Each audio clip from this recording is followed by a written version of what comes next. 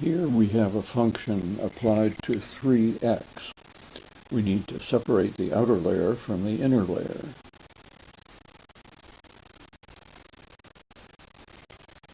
We say sine of 3x. The sine is the outer layer.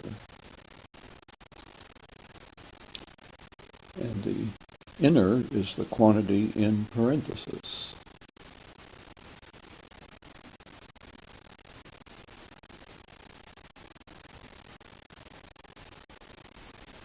What's first?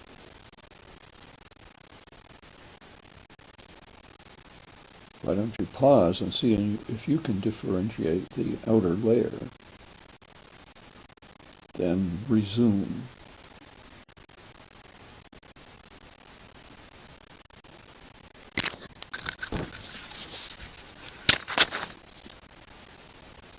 The derivative of the sine is the cosine, as always.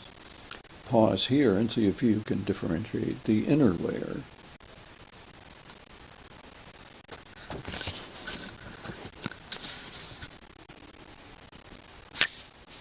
We get a 3, of course. Simplify the 3 and rewrite in the usual way. Our result is displayed here.